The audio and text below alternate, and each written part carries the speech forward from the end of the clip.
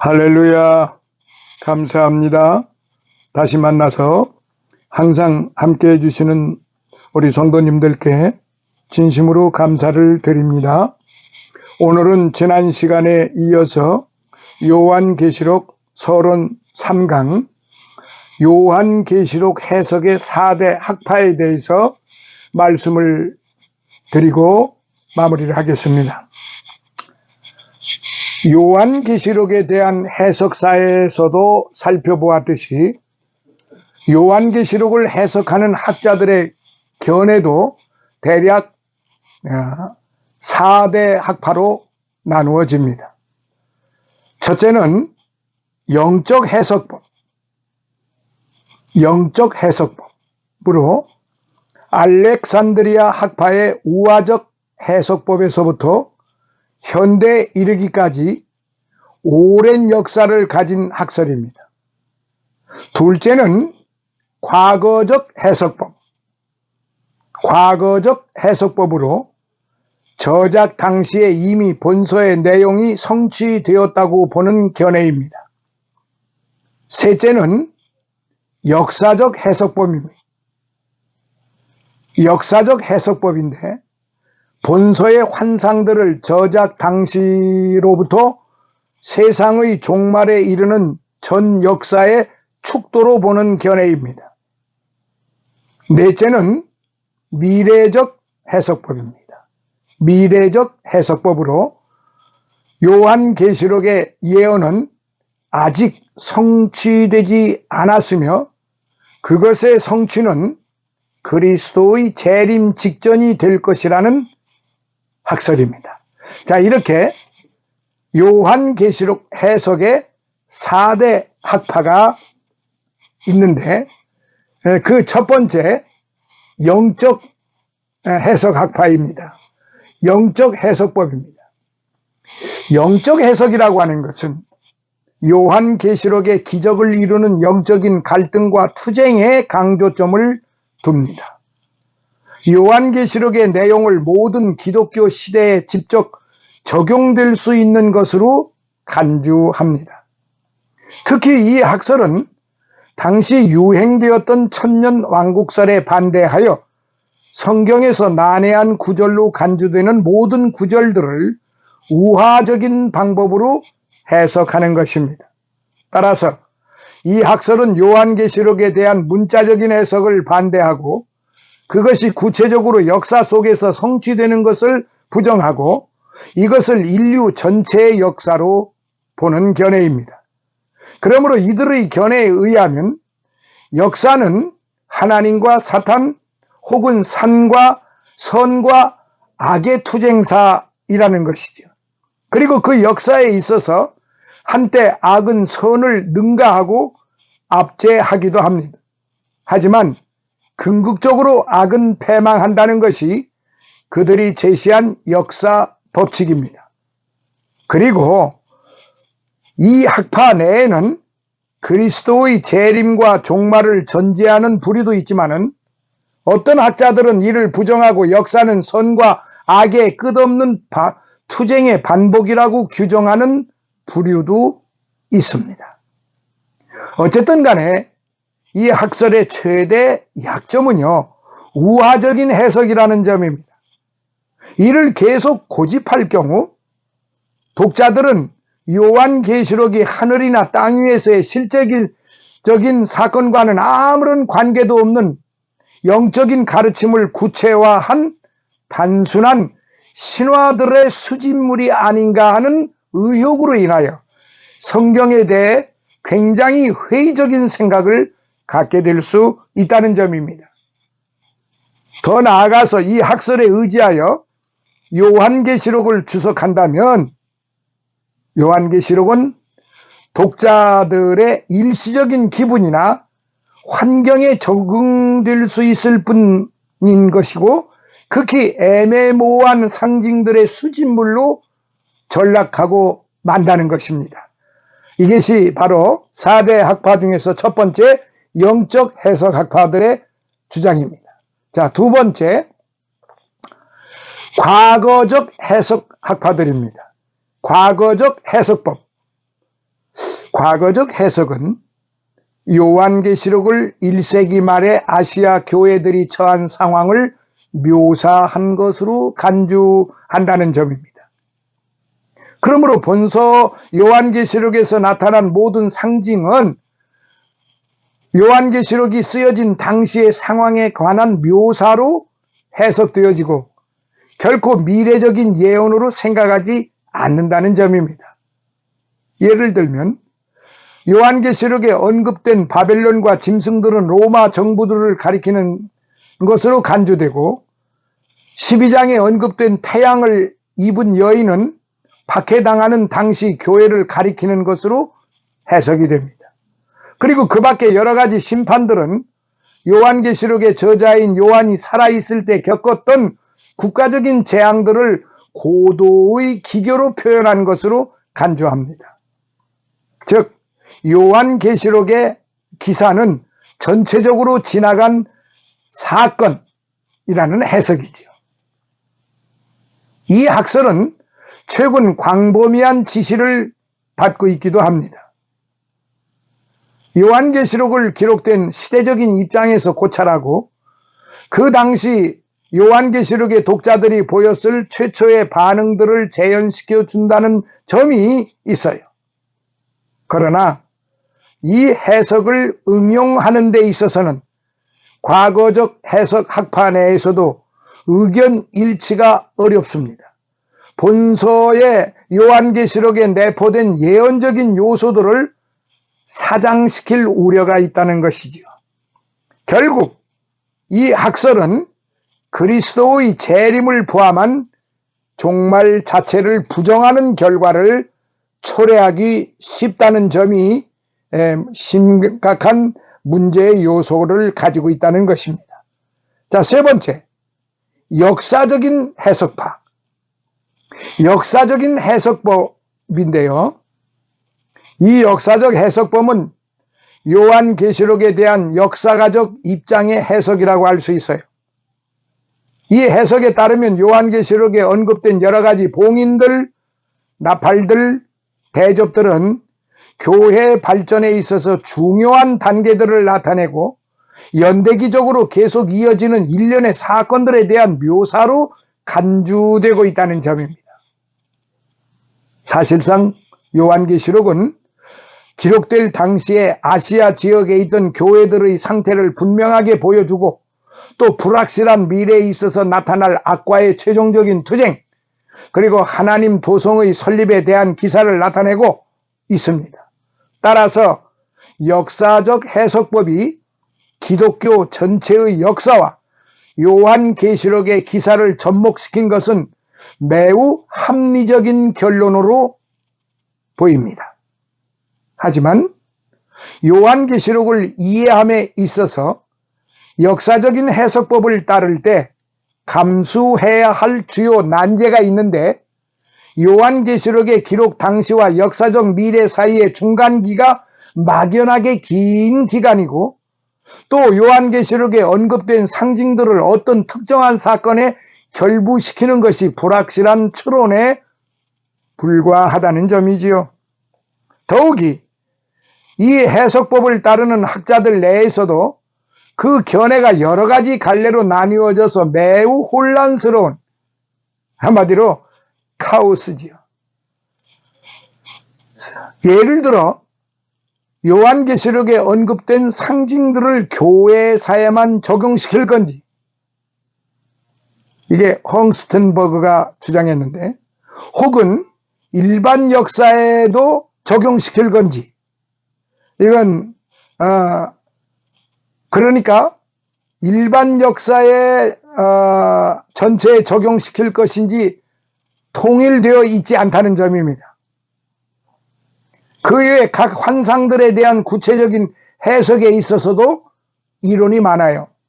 이런 현상은 역사적인 사건들을 요한계시록의 기사와 관련시키려는 무리한 시도에서 파생된 난제들입니다. 자, 끝으로 미래적 해석법입니다.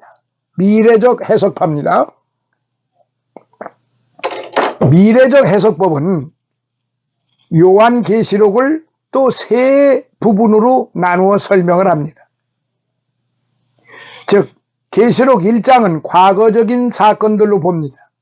당시 독자들이 이미 본 사건들을 가리키고, 계시록 2장 3장은 기록될 당시 일어나고 있는 사건들을 가리키고, 계시록 4장 이후는 장차 되어질 일에 대한 묘사로 보는 학설입니다.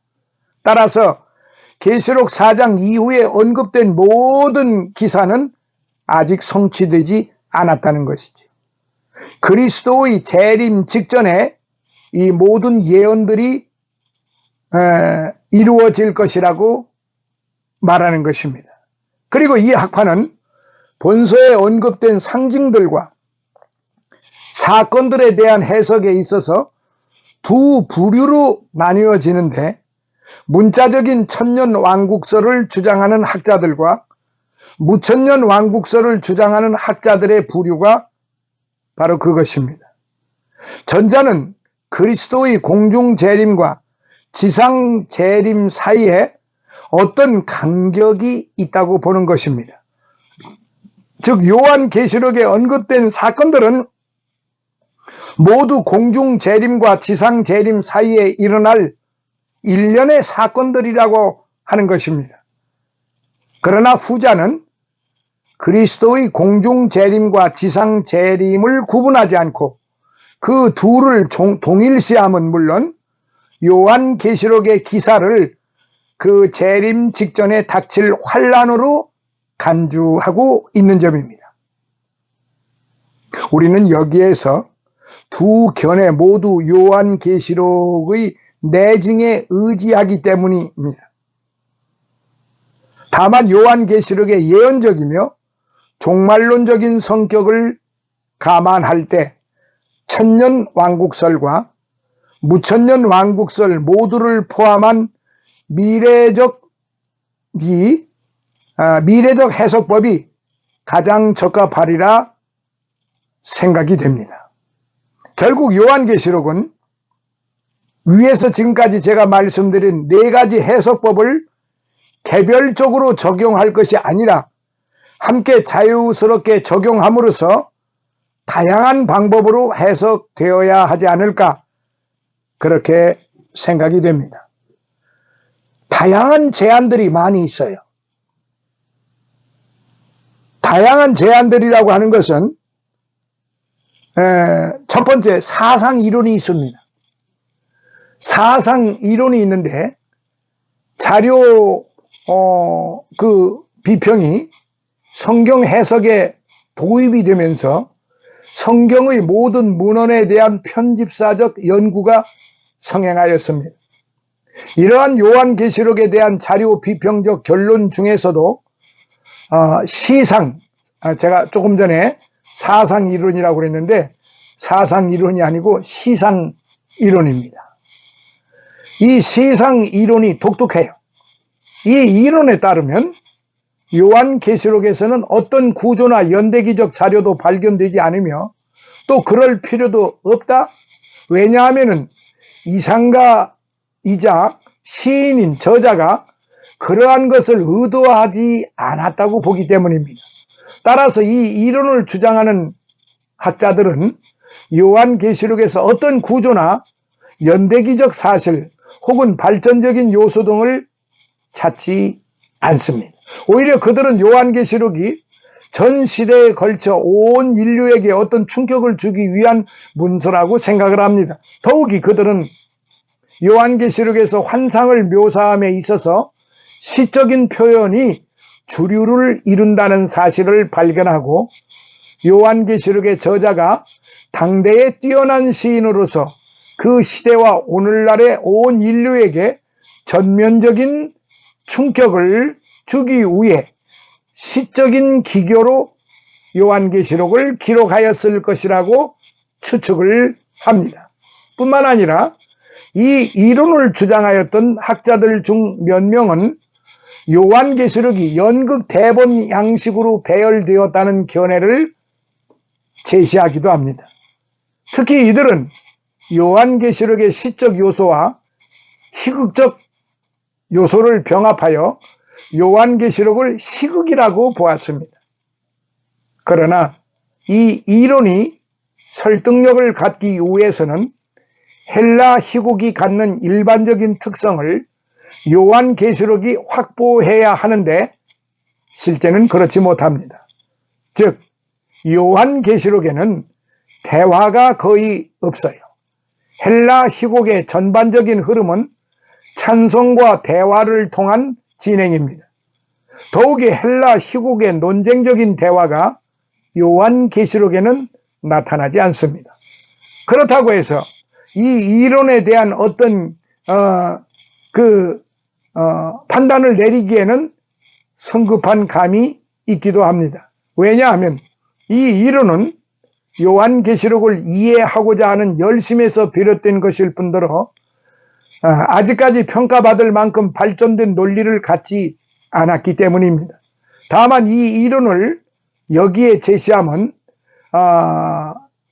그 요한계시록에 나타난 다양한 연구가 활발하고 독자들은 그러한 움직임에 대해서도 기본적인 지식을 가질 필요가 있기 때문이라는 점입니다.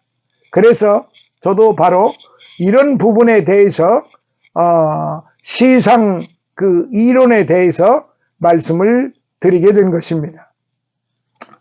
또한 아주 중요한 또 내용이 하나 있는데 그것이 뭐냐면은 칠중구조론입니다. 칠중구조론. 그러니까 7가지 구조론이 요한계시록에서 쉽게 발견할 수 있는 것이라는 거지요. 7으로 7이라고 하는 숫자, 우리는 보통 완전수라고 말하죠. 이 7으로 묶일 수 있는 내용들을 7개의 편지, 7인, 7나팔, 7대접 등입니다.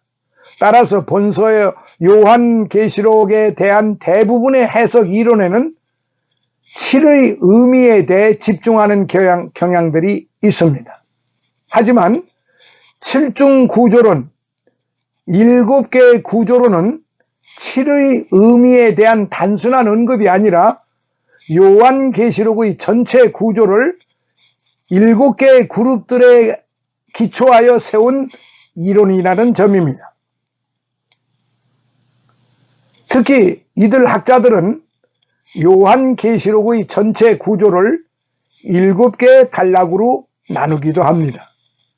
대표적인 견해를 소개하면은 첫째 서문, 둘째 7메시지, 셋째 7인, 넷째 7나팔, 다섯째 7이상, 여섯째 7대접, 일곱째 7이상, 여덟째 결어가 그것입니다.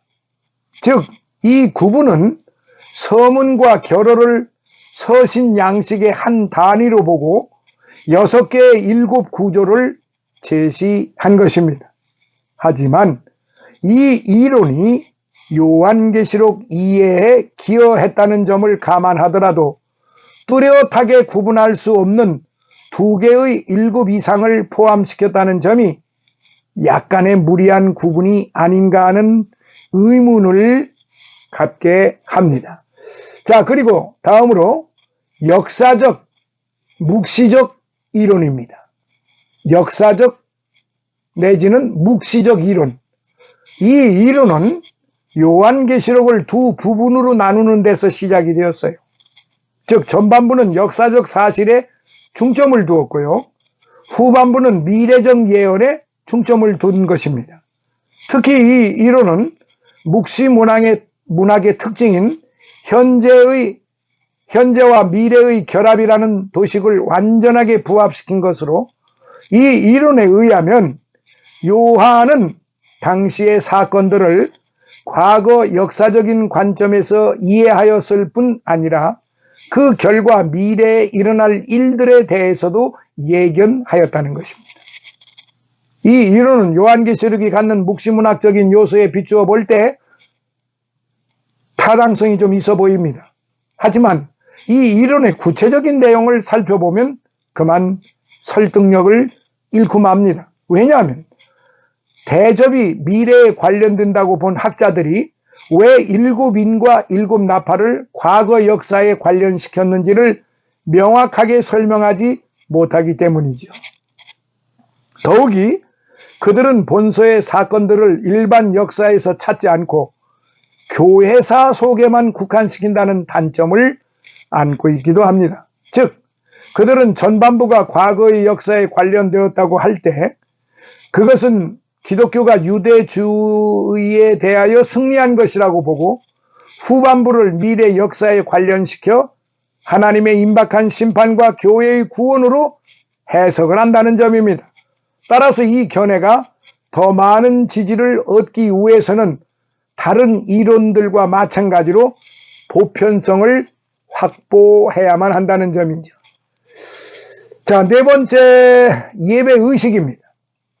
이 이론은 요한계시록에 나타난 찬송이 예배의식에 사용되었을 것이라는 생각에서 착안되었는데요. 실제로 이 찬송들이 예배의식에 사용되었다는 증거가 초대교회로부터 전해져 온 문헌들에서 발견이 됩니다. 특히 세퍼드는 6월절 전야에 행해진 5가지 예배의식이 요한계시록의 기록과 거의 흡사하다는 주장을 하였습니다. 즉 그는 6월절 전야 행사인 조사, 기도, 착수, 양을 잡은, 성찬 등이 요한계시록의 기록 순서와 어울린다고 본 것입니다. 그러나 그의 관찰이 뛰어난 것은 사실이지만은 그가 본 6월절 전야 행사란 오늘날 유대인들에게서 행해지는 것으로서 요한계시록보다 후대에 성립된 행사입니다. 따라서 그의 견해를 수용하기에는 어려움이 따릅니다. 그런데 또 다른 측면에서 요한계시록을 예배의식에 비추어 해석하려는 시도가 있었습니다.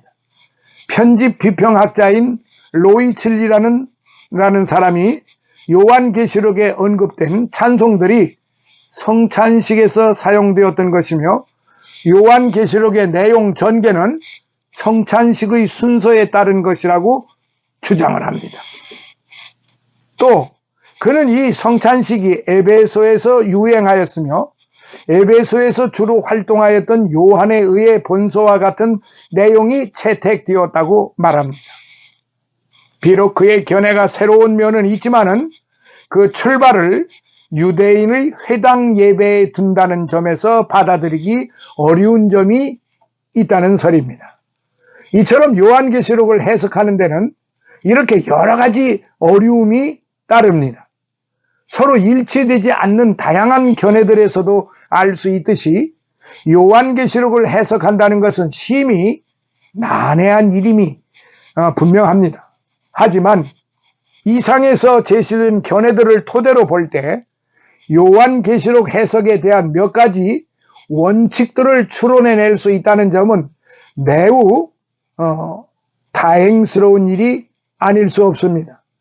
요한계시록을 해석하는 것이 어려운 만큼 요한계시록을 문자적으로 해석할 것인가 아니면 영적으로 해석할 것인가 하는 견해가 양립해 있는 실정이기 때문에 요한계시록에 대한 해석 원리를 제시하기 전에 2가지 정도를 전제하고자 합니다. 그 하나는 요한계시록 전체를 문자적으로 해석할 수 없는 것처럼 그 전체를 상징적으로 해석할 수도 없다는 점입니다. 그러므로 두 대립된 관점은 서로 보완적인 입장에 서야 합니다. 다른 하나는 저자가 본서를 기록함에 있어서 사용한 상징적인 요소들이 오늘날에 적용되어야 한다는 점이에요. 또 다른 성경들과 마찬가지로 요한계시록도 오늘날의 독자들에게 유용하다는 사실을 공감해야 할 것입니다. 그것은 또 그 당시의 독자들이 이해한 방식을 따른다는 점이 덧붙여져야 될 전제이기도 합니다. 요한계시록에 나타난 표상을 구약 성경에서 찾아보면 어떤 암시를 발견할 수가 있습니다. 물론 요한계시록의 표상을 구약 성경의 용례와 동일한 선상에서 동일한 내용을 갖는다고 생각해서는 안 됩니다. 예를 들면 용에 대한 구약 성경의 표상이 묵시문학인 본서에서는 전혀 다른 의미로 사용되온 사실입니다. 하지만 이러한 위험에도 불구하고 병행적인 용례를 찾아 비교하는 것은 같은 용어가 서로 다른 표상을 나타낼 수 있다는 점을 비교 검토할 수 있다는 이 점에서 필요합니다. 반면에 거의 같은 표상을 나타내는 경우도 많습니다. 따라서 본서와 구약 성경, 특히 묵시문학으로 분류될 수 있는 에스겔서와 다니엘서들과의 비교 연구가 필요하겠다, 저는 그렇게 생각을 합니다. 기존의 해석들이 요한계시록의 지엽적인 내용에 치중했다는 점을 부인할 수 없습니다. 만일 요한계시록에 나타난 모든 상징을 구체적으로 해석하여 각 상징에 할당된 의미를 찾는 데 열중한다면 요한계시록 전체가 주고자 하는 의미를 희석시킬 우려가 있다는 점입니다. 예를 들면 오직 어린 양만이 표기에 합당한 두루마리의 정확한 의미를 결정하는 것은 어린 양의 유일무이한 자격에 주의를 기울이는 것보다 덜 중요합니다. 따라서 요한계시록을 해석함에 있어서 주의해야 할 점은 본문의 구체적인 사건에 매몰되지 말아야 한다는 점이고, 그렇게 지엽적인 문제에 매몰되어서 요한계시록의 전반의 의미를 희석시키거나 오해하게 해서는 결단코 안 된다는 점입니다. 더욱이 요한계시록처럼 분명한 표현보다는 상징적이고 암시적인 표현이 지나치게 많은 성경에서 전체적인 안목을 가져야 한다는 점은 매우 중요하다라고 봅니다. 그렇기 때문에 그 본서에서 우리에게 주는 그런 의미 추구, 그 상징 그 자체를 뛰어넘는 상징, 통일성이 견지된 해석, 이런 부분들에 대해서 우리는 심각하게 신중하게 다뤄야 하고, 우리 지도자 되시는 분들, 교역자 되시는 분들은 바로 이런 점에서 요한계시록을 볼 때 신중의 신중을 기해야만 된다는 점을 말씀드리지 않을 수가 없습니다. 자, 이제 마무리하겠습니다. 현대 해석자들이 요한계시록을 이해함에 있어서 드러나는 난제점은 바로 요한이 사용한 표상들의 배경이 저자 요한 자신의 기록 목적도 정확하게 규정할 수 없다는 점입니다.